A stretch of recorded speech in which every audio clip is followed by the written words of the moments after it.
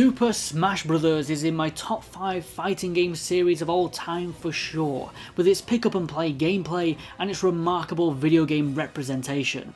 And with my new rebranding of my ranking videos bursting out of just a PlayStation bubble, I feel this is the best franchise to cover first, as it's less a typical fighting game series and more a celebration of video gaming in general.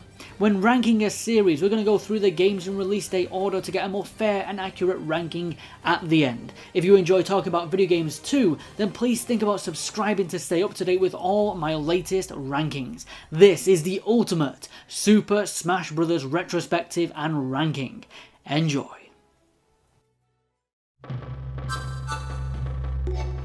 Super Smash Bros. Was created in 1999 by Masahiro Sakurai and his HAL Laboratory Studio, who at the time was known for his directorship of the Kirby series. The first Smash Bros. Released exclusively for the Nintendo 64 and helped birth the platform fighter genre that has since had a wealth of clones and imitators due to this game's superb success. The goal of this game, unlike other traditional fighters, was to smash your opponent out of the level boundaries. There's no life bars here, just a percentage meter that shows how much damage you've taken. The more you take, the easier it will be to be knocked out of the arena. Masahiro Sakurai's greatest idea was to put Nintendo characters against Nintendo characters as a way to attract a range of players that other fighting games just couldn't compete against. Super Smash Bros. Started with 12 playable characters. The first 8 that are unlocked from the start are Mario, Link from The Legend of Zelda, Samus Aran from Metroid, Donkey Kong, Yoshi from Super Mario, Kirby, Fox McCloud from Star Fox, and Pikachu from Pokemon. The 4 unlockable characters are Luigi from Super Mario, Captain Falcon from F-Zero, Jigglypuff from Pokemon, and finally Ness from Earthbound. The best part was, at the time, this was many of these characters and many of the beautiful worlds in the stages' first 3D appearances, and while the graphics are quite blocky today, they still have a gorgeous colour palette to them that makes this first game shine as bright as the rest of the series. Stages were more important than traditional fighting games where a stage merely acted as a background to the fight. Here, each one is fitted with their own platform layouts, and some even come with their own obstacles to be aware of. Stages can be littered with items you pick up and use to aid you in battle. These range from the hammer in Donkey Kong, Koopa shells from Mario Kart, and you can even throw Pokeballs at your enemies. Each character was fantastically well animated to look, move, and feel just like they've been pulled from their respective video games. The fighting mechanics in Smash Bros. Are heavily simplified, done so that anyone can pick this up and enjoy it. But despite the simplifications, each and every fighter is so well realised, feeling like they could just jump back into their own games and you'd not see a difference. Samus has all her tricks from Metroid, such as rolling into a ball, charging up her arm cannon. Mario has his abilities from his platformer series, including being able to throw fireballs even without his Fire Flower suit, and all the jumps and twists introduced to him in Super Mario 64. Kirby can eat other characters to gain their skills. Playing Pikachu lets you shoot lightning from your cheeks. Fox and Captain Falcon were playable for the first time outside of their vehicles. But my personal favourite character has to be Link, as this version of Link comes with moves that feel like Ocarina of Time, but tuned into a fighting game moveset. It's awesome, lots of strikes and twirls, and comes with his iconic Hylian shield. Each of the 12 characters had their own little quirks and uniqueness, and it makes the roster all that more robust. Where the first Smash Bros. Lacks the most is in content. This game is 4-player with a versus mode and a fighting game standard arcade mode under the name Classic mode. The versus mode is highly customizable, with you able to choose what character your bots are, choose their individual difficulties, and alter a few extra settings. This was so much more than what other 90s fighting games had on offer. But outside of the versus mode, it is pretty barren. The arcade mode, ironically, is a step backwards, with every character fighting the same matches in the same order every time. Even early 90s fighters had random arcade towers. But here it can feel like Groundhog Day playing through the mode as each character. In addition to the Versus and Arcade modes, Smash 64 does come with two practice-style challenge modes, one which has you destroying targets, and the other has you landing on targeted platforms. Each character gets their own challenge levels that are built around each of the moveset, which is a nice touch, but it's still not enough to add to the longevity of this game. The first Smash Bros. Certainly ushered in a new age of fighting games. It had an incredible premise and many advancements in the fighting game genre, but it was still quite rough around the edges with some of its controls and in need of an upgrade.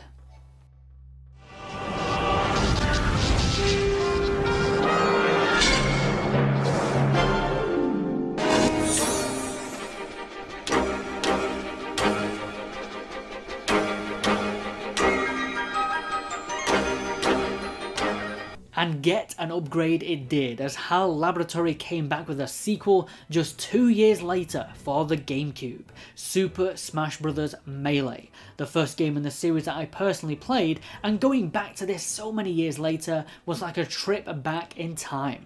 To express the GameCube's advancements in graphics and sound, Melee comes with a grand opening cinematic FMV with orchestra to really get you in the mood for Smash. Unlike the first game, Melee is just bursting from the seams with content. Returning are the Versus mode and the classic arcade mode. This time with Versus having plenty more options to customize, including creating tournaments, and arcade having a randomized set of battles for you each time you play it, but again culminating in the boss battle against the series antagonist Master Hand. But in addition to these modes, Melee is just about ready to explode with many awesome new ways to enjoy Smash Bros. First off, you have Adventure Mode. The best way I can describe this is it's just a better version of the arcade mode. You go through a preset string of battles, but they'll be interlaced with side-scrolling action levels, mini-games, and often some neat little cutscenes. While there's not really a story at the centre of it all, it still gives this feeling like you're progressing towards something bigger. As the name states, it is an adventure through the large history of Nintendo franchises that are represented here in Melee. Event Match is a huge list of 51 battles with varying stipulations and challenges that have fun little scenarios to them, like playing a giant Kong versus a tiny Kong, or fighting an army of multicoloured Kirbys, and it culminates into a boss battle against not only Master Hand, but a new Crazy Hand at the same time, and then Giga Bowser. It's another great mode to play through for a vast variety of matchups. All-Star mode is another way of playing Melee, and as you battle through every character on the roster with 1 life, and in between battles you go to this rest area which you can use 1 of 3 healing hearts. You also have the return of some minigames, old and new, such as hitting all the targets again with all unique levels for every character, even with their own palette of different assets. Home Run Contest has you batting a sandbag to see how far you can hit it, and Multi-Man Melee is all-out chaos, fighting dozens of wireframe enemies. Throughout all these game modes, there are specific challenges that unlock you 290 trophies to view in the collectibles menu, which by the end is like a museum of Nintendo history. There's so much content in Melee that you can enjoy this game for years, as I have done. The gameplay in Melee feels much more finely tuned than that in the original Smash. Here characters have more moves and a faster, more precise pace and movement to them, and the game retains that pick up and play combat style that is synonymous with Smash Bros, using only a few buttons in line with analog stick directions to pull off all the characters' moves, instead of memorising and inputting convoluted button sequences, and even then, this is still a very in-depth fighting game. Melee has now 23 stages, all of them being gorgeous reimaginings of recognisable Nintendo locations. For characters, Melee now comes with 25, that's every character from the first game returning with an additional 13 new ones. New Mario characters include Princess Peach, Bowser, and Dr. Mario, who is a clone version of Mario. New Zelda characters include Ganondorf, Young Link, who is a clone version of Link, and Princess Zelda, who has a unique ability to change her entire moveset and turn into a chic alter ego. Marth and Roy are two similar playing sword fighter characters, hailing from the Fire Emblem series, which at the time was the first appearance of Fire Emblem outside of Japan. New Pokemon characters include Pichu, a clone character of Pikachu, and the telekinetic Mewtwo. Falco joins the roster from the Star Fox series, Mr. Game & Watch joins, representing the classic handheld games of the same name, and lastly the Ice Climbers are definitely the most unique new character, being basically two in one who aid each other in special cooperative moves. Super Smash Bros. Melee is one of the greatest fighting games of all time, and it's an impressive feat when you consider it was only in development for around 13 months. Its rich cast of characters, combined with its gratifying range of detail in its stage design and modes to play, make it a game that is not only accessible and high quality, but also fun for years and years, and has been played at fighting game tournaments decades still after its initial release. Once Melee was up, the creator Masahiro Sakurai left HAL Laboratory and formed his own studio called Sora. Later in the 2000s, he was called upon once more to make a new Smash Bros. For the Nintendo Wii, and in 2008, the third entry, Super Smash Bros. Brawl, hit store shelves. At the time, Brawl was advertised to be the magnum opus of the series, this time coming with a full-fledged adventure mode with multiple levels, boss battles and cutscenes. Brawl actually had a story this time, instead of just being battles strung together with intro movies.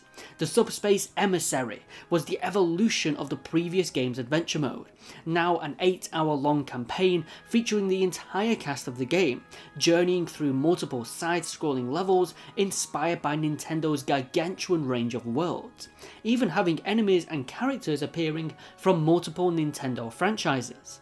It's kind of like what Melee tried to do with its adventure mode and representation of Nintendo games, but times 100, giving so much more detail and longevity.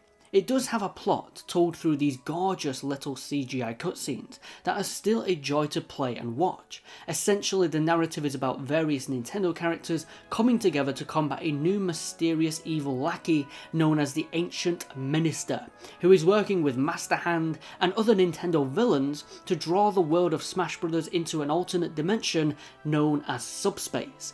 It culminates to an incredible final battle against this game's new boss villain, Taboo, a battle that would give even Avengers Endgame a run for its money. Now, some find the Subspace Emissary campaign to be quite repetitive, and I see where they're coming from with this, as it can feel drawn out at times and all the levels are pretty much the same each time. However, for me personally, the amount of playable characters and the way that they're introduced into the game to the player, not to mention the fantastic Smash Bros. Combat, this campaign is just so much fun to play through that I enjoyed it all the way through, and so disappointed that no other Smash Bros. Games afterwards have attempted an adventure mode that build upon Subspace Emissary. For other modes, Versus Mode, Arcade Mode, both return, and you've got Event Mode and All-Star modes that come back, as well as the Home Run minigame and Multi-Man Melee, and you've got a new Boss Rush mode. What wasn't well received was the slower pace that this game had in comparison to Melee's combat, and a really confusing why it was here tripping mechanic, where your character may sometimes just trip during gameplay.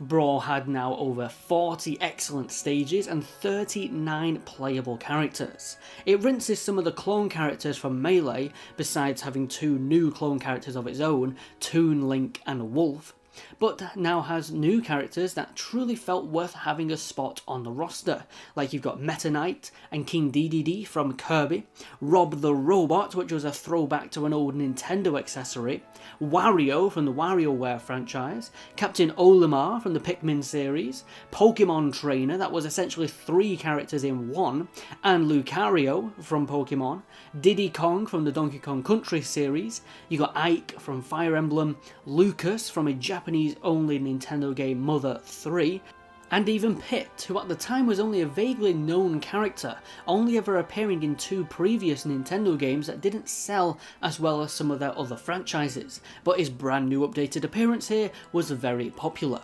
Brawl was also the first game in the series to feature third-party characters. Making their first guest appearances, we had Sega's Sonic and Konami's Solid Snake. Very amazing additions to this roster and opened up the gap for more third-party characters in the future. A treasure trove of extras await in Brawl, including a stage builder feature, 238 trophies to collect, stickers to collect in your sticker album, a coin launcher minigame to unlock new stickers and trophies, but the most outstanding bonus feature is Masterpieces, which is a menu of classic Nintendo titles like Metroid, Ocarina of Time, F-Zero and more, and you can play short trial versions straight off the Brawl disc. While you don't have long with each game, it's still incredible that Nintendo fit these on an already busy package, with hopes that you'll discover your new favourite Nintendo franchise that you hadn't played before. Overall, Brawl is one beautiful and bursting with content fighting game for the Wii.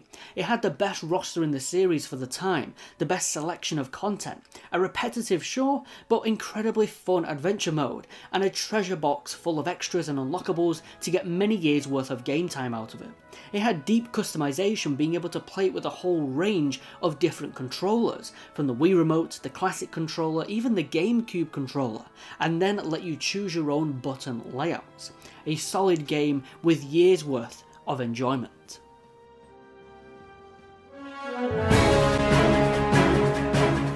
In early 2011, Nintendo shocked the gaming world with their announcement of 2 new Smash Bros. Games coming for the 3DS and the Wii U, not only offering us the first Smash Bros. In HD, but also the first portable game in the series. Super Smash Bros. For 3DS was first released in mid-2014, this time around developed by Bandai Namco, while Sora worked on the Wii U version.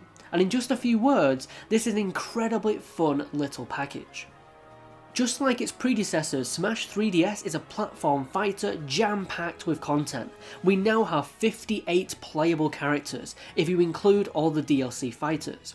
Some characters like Solid Snake and Wolf didn't return, Ice Climbers couldn't for 3DS limitations, and the Pokemon Trainer just had his Charizard summon. But for new characters we had Duck Hunt, a classic throwback, Pokemon's Greninja, Little Mac from Punch-Out, Palutena from Kid Icarus, Robin from Fire Emblem, Xenoblade's Shulk, Villager from Animal Crossing, Wii Fit Trainer, really scraping the barrel's bottom here, Rosalina from Super Mario Galaxy, Bowser Jr., Sheik and Zero Suit Samus are now separate characters, and the Mii characters, which essentially let us customise and create our own fighters. We even got some more clone characters like Dark Pit and Fire Emblem's Lucina.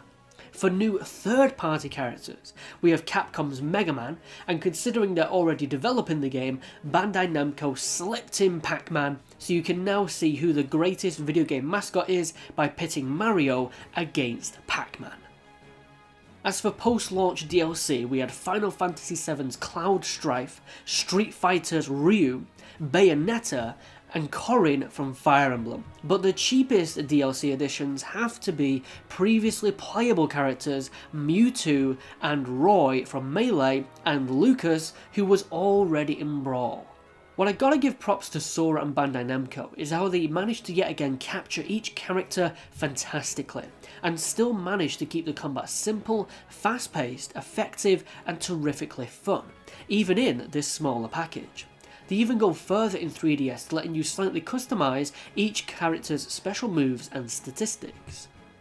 For modes of play, Masahiro Sakurai decided against making a follow-up to Subspace Emissary, his reason being that channels uploading his cutscenes to YouTube would ruin the experience. Somehow. Instead, it's replaced in Smash 3DS with a mode called Smash Run. It's essentially the side-scrolling levels that you'll recognise from Smash Adventure mode, but you're on a 5-minute time limit, to grab as many stat boosts from defeated enemies as you can to prepare for a final randomised battle. It's incredibly shallow and feels more like one of the side activities rather than the mode replacing Subspace Emissary. Other returning modes include Arcade Mode, which now lets you choose different routes instead of going through a singular tower of matches, Versus Mode with all its deep customization, All-Star Mode, in which this time you fight the roster in the order of their chronological appearance in history, which was a neat idea, and you have your home run contest and an Angry Birds style target minigame. I also personally love this game's cel-shaded art direction, giving all the cast bold outlines but still keeping that charming Nintendo aesthetic. Seeing it on a big screen really doesn't do it justice. If you're playing it on an original 3DS, it may certainly feel cramped, especially if you're playing 4-player matches. I have to recommend a 3DS XL for playing Smash Bros. With.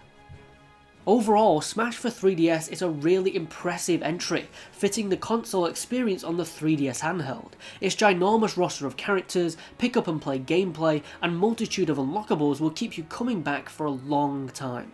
Unfortunately, the modes that are on offer don't really stand against Melee or Brawl's features, and the 3DS itself isn't nearly as good as playing with an actual controller with an analog stick, but that may just be me.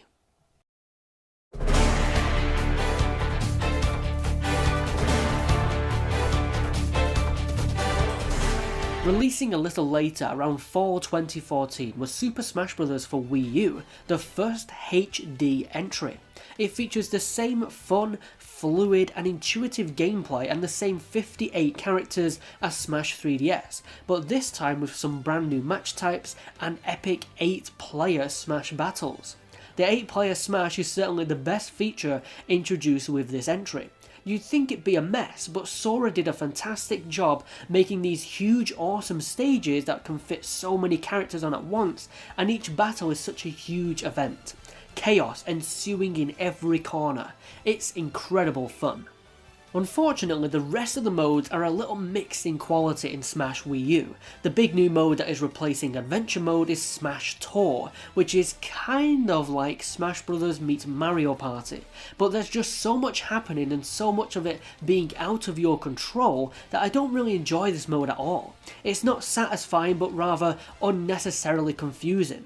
You've got to get through dice rolls and stat boosts to get to the only enjoyable part of the mode, the battles, when you can just jump straight into a battle from the main menu, making the whole mode feel redundant. Presentation wise, I think Smash Wii U is probably the one that falls the hardest. I'll admit that the menu layouts can be overwhelming and confusing, possibly even headache inducing for some. Nevertheless, Wii U Smash is once again filled with many neat extras, including hundreds more trophies to collect. Even the stage builder makes a return from Brawl, now letting you draw out your stages on the gamepad, but it still felt quite limited in what else you could do with it. Smash Wii U is still no doubt a top quality fighting game. It's got a rich cast of playable characters, a fantastic set of stages to battle in, and really well executed 8-player battles. However, its content feels like so many weak ideas, none of them really having the weight of past entries.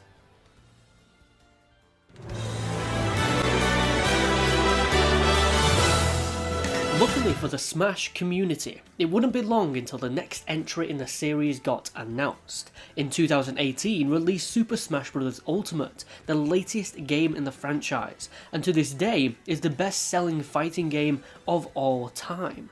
This game was to be a fitting end for Masahiro Sakurai's work on the franchise, his finale and send-off. It was announced to feature every playable character and near enough every stage that had ever appeared in a Smash Bros. Game. This was the ultimate Smash Bros. When covering Smash games, I've always liked to see the modes on offer first, and Ultimate has some of my favourite modes in the series. For versus matches, Smash Ultimate has some of the deepest customization in fighting game history, choosing from multiple game types, choosing how you want to win the match, choosing from which item pickups you want, and brand new versus match types. Squad Strike basically lets you do 3v3 or 5v5 battles, where the next fighter enters after the previous one has been defeated, essentially like the style of a Marvel vs Capcom or King of Fighters game.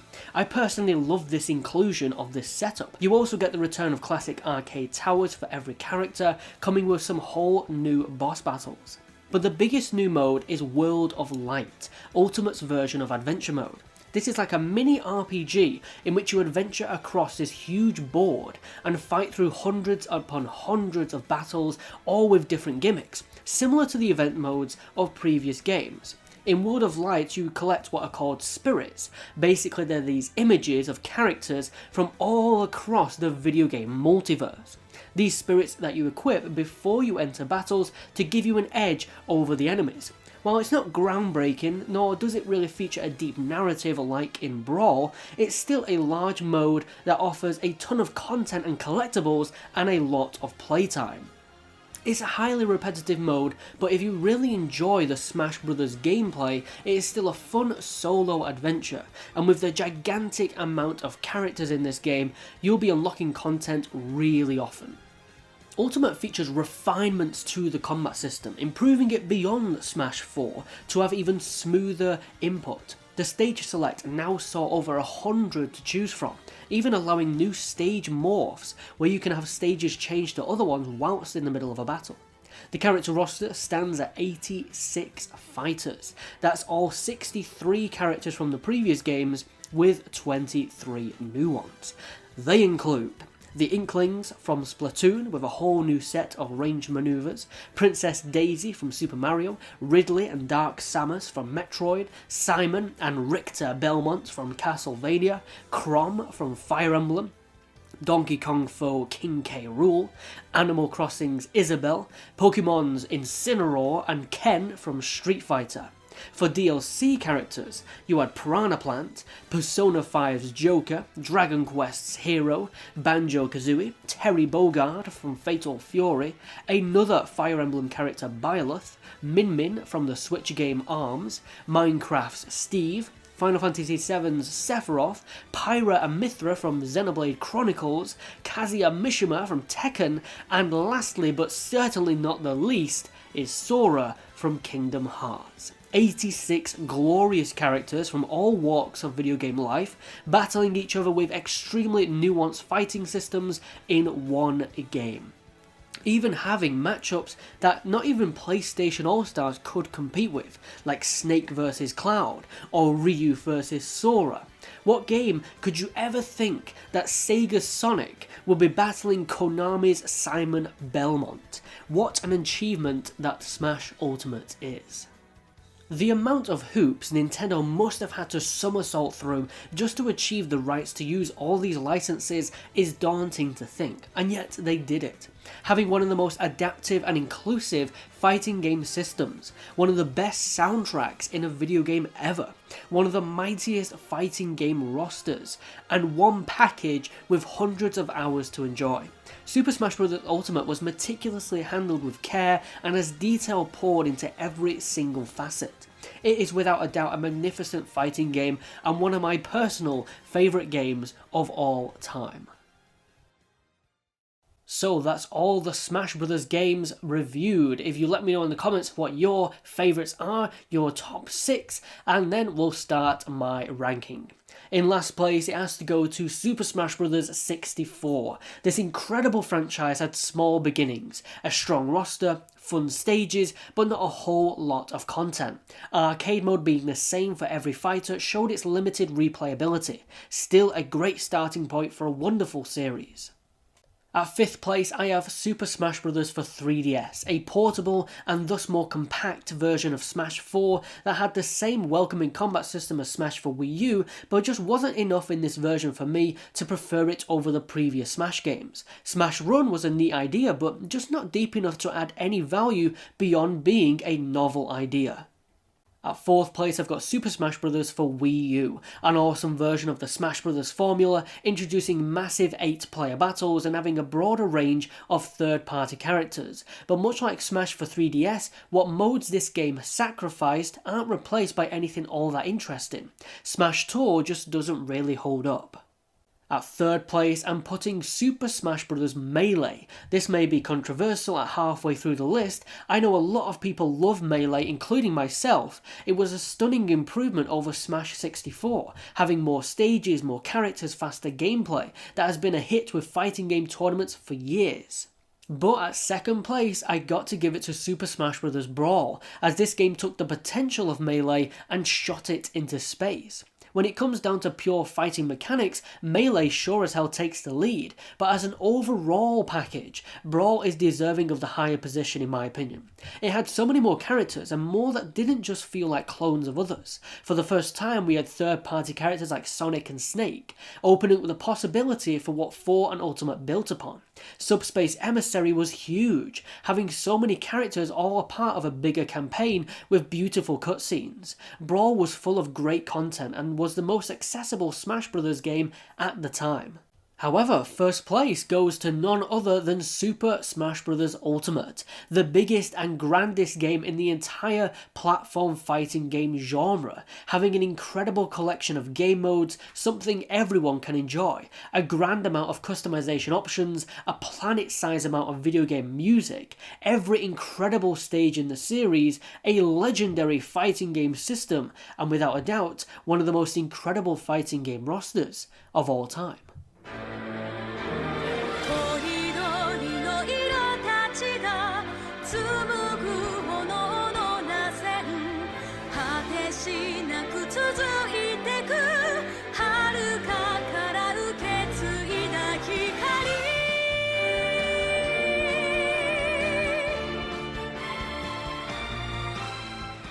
Super Smash Bros. Is a fighting game series that has one of the best careers I've ever seen, with each entry offering something valuable to its fanbase. Any one of these could be your favourite and every one is worth playing. You can't really say that for many franchises, especially not ones that have lasted this long.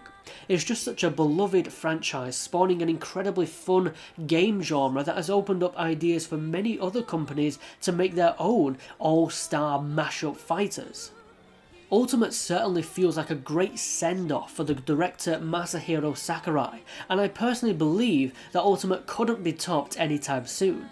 This is a completed franchise and I hope that Nintendo let it rest for a while. Now it's time to see what other companies can do for this genre. Warner Bros. Multiversus coming out next year, possibly a PlayStation All-Stars 2 from Sony.